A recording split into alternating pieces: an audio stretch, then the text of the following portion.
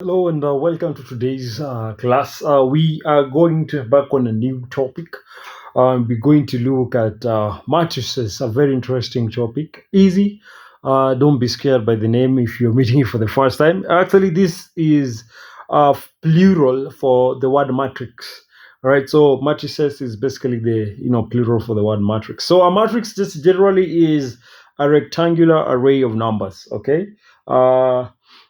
When we talk about matrix, this is what I actually mean. So it's a rectangular array of numbers. Basically, it is an arrangement of numbers in a rectangular manner using rows and columns. Okay, so an example of a matrix would look something like you may have seen it before. So in here we are having an open parenthesis. Okay, and in the first row I am having one, then first row, first column, one, then second row, first row, second row, second row, no, first row, second column, I'm having 8. All right, then in the second row here, I'm having 3, and right here in the second column, I'm having 7. So this here is an example of a matrix. It's basically a rectangular array, a rectangular arrangement of numbers in terms of rows and columns. So rows usually are the numbers placed in the horizontal space of the arrangement. So in this particular case, 1 and 8 here are in row 1. So this here would be row 1, okay? Row 1. And you see 3 and 7 here would form what we have, what we call row 2. So basically, a row is the horizontal arrangement, horizontal arrangement of numbers. All right. Or now I want to introduce you to a term also of elements. So whatever we have in the parentheses is what we call elements. Okay. All right. So these elements are usually arranged in rows, and rows are the horizontal arrangements, and also in columns. So the vertical arrangement are what we call columns. So this here is row 1, this is row 2. So this here in this particular case will be our first column, so that will be column 1. All right, and column 2 will be the column after column 1 there, and that here is 8 and 7 forming column 2. All right, so the reason why it's important the rows and the columns that make up a matrix is because we use these to refer to elements in the matrix. All right, we use these to refer to elements in the matrix. All right, and so assuming we were talking of 1, okay, in this particular matrix, and we want to refer to one's position in the matrix, we would use the concept of rows and columns to do that. So basically, we would have that we have an element A, okay, all right, and usually we represent the position of these elements in the matrix using I and J, okay, I and the subscript I and J, where I actually stands for rows, okay, so where I stands for rows, and J here in this particular case stands for column. So if we were, let's say, to talk of I11, so this basically means that not I but A11, this basically means that we are talking of the element positioned in the first row, first column. And so you come to this matrix and you notice that the element positioned in the first row, first column is actually 1. So first row, first column, we are having 1 there. So this in our particular matrix would be 1. All right. Okay, so let's take another example maybe of that and see that you understand what I'm actually talking about. Let's say we were talking of, again, element A.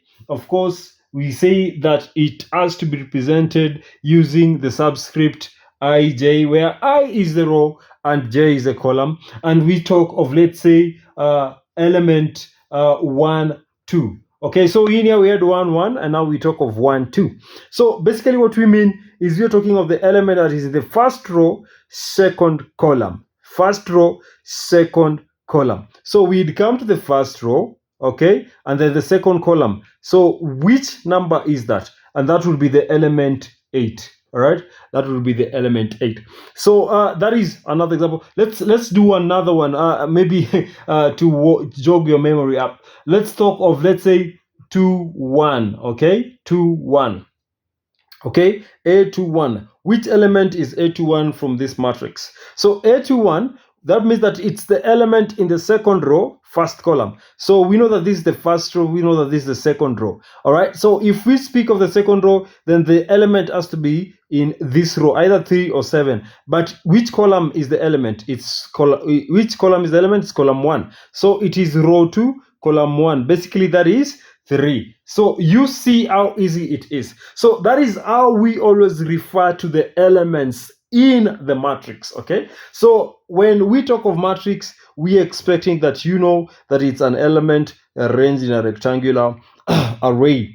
Okay, and usually these elements, okay, it's usually is a representation of numbers. Sorry, matrix is a representation of numbers arranged rectangularly or in a rectangular array, usually using parentheses. Okay, the parentheses may be as open as this, or sometimes they may be square parentheses. Okay, sometimes they may be square parentheses. This is what I mean by that. A square parenthesis like this. So I may have another matrix here. Let's say I had 1 8 3 7. I may have another one. Let's say 3 7 1 8. So these are different matrices. This matrix and this matrix are different, not because of the parentheses, really. No. Because when you look at the element in row 1, column 1 is 1. Here, row 1, column 1 is 3. Row 1, column 2 is 8. Row 1. So basically, they are different because of the elements that are in them. Okay, the elements that are in them are what makes them different. So why don't we look at orders of matrix? Then we call it a day. Then we call. All right. So we want to talk of a very important concept, and that is the order of matrices. All right, this is important when we talk of operations that involve matrices. It's going to come in handy when we start adding, when we start subtracting, when we start multiplying, especially matrices of different orders. So what is the order of a matrix? An order of a matrix is simply a description of the rows times the columns that are in the matrix. So it's a description of the rows and the columns that are in a matrix. Let us take a matrix, for example, here. So we're going to talk of, let's talk of matrix A, and this matrix has the elements 7, 0, and 0 here. Then we are having 2, -1, okay, and 5. Awesome. So let's look at this matrix, for example. How would we describe the order of this matrix? So when we talk of the order of matrix, we talk of the number of rows times the number of columns. So we said that a row is the horizontal arrangement of elements in the matrix. So how many horizontal layers do we have within this particular matrix? So we then count 1.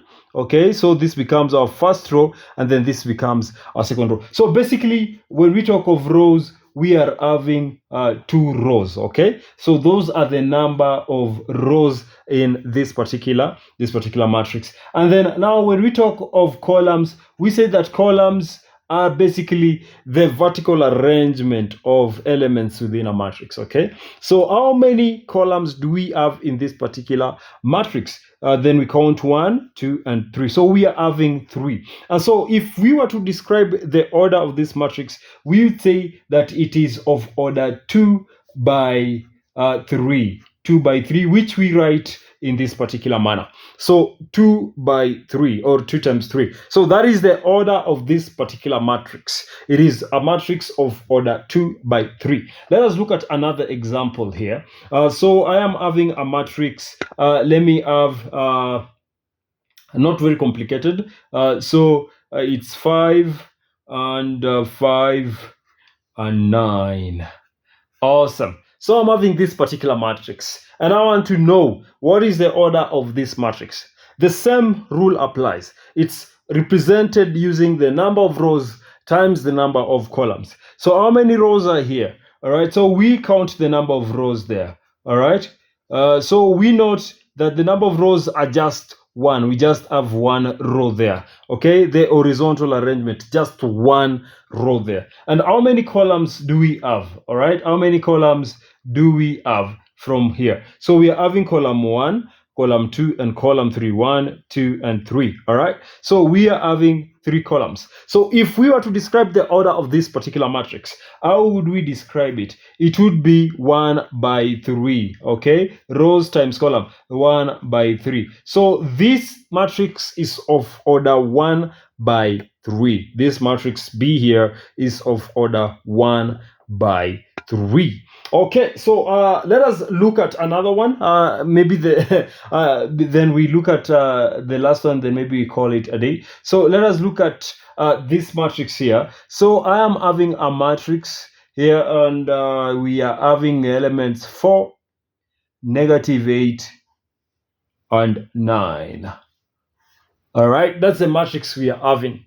All right, so for us to first of all identify the order, we have to know the number of rows and the number of columns. So the number of rows here, how many rows do we have in this particular matrix? We are having 1, 2, 3. Remember, rows are the horizontal arrangement of elements within the rectangular array. So the matrix 1, 2, 3. So we are having 3 rows there. And so the number of columns, which is the vertical arrangement, is just 1. We are having 1. So the order of this matrix is going to be row times column, and so it's going to be 3 by 1. So that is the order of this matrix here. It is a matrix of order 3 by 1. To me that it has 3 rows and 1 column. So a row, basically, as you can already see, is describing not just the shape of our matrix, but also the elements that are going to be in there. All right, the elements that are going to be in there. I want you to note that when you take 2 times 3, you get 6, and the elements that are within this matrix are actually 6. And so, other than telling us the number of elements that are going to be in there, it's also telling us how they are arranged. Okay, it's also telling us how they are arranged. All right, so it's 2 rows and 3 columns. However, what doesn't tell us is the elements the value of elements in each position. Okay, that is the only thing that is not telling us. However, it's telling us the shape and the number of elements that actually make up a matrix. Okay, let me do the last example, and then we call it a day. All right, so we are having 7 here, 1 and -5. Then we're having 0, -4, and 2.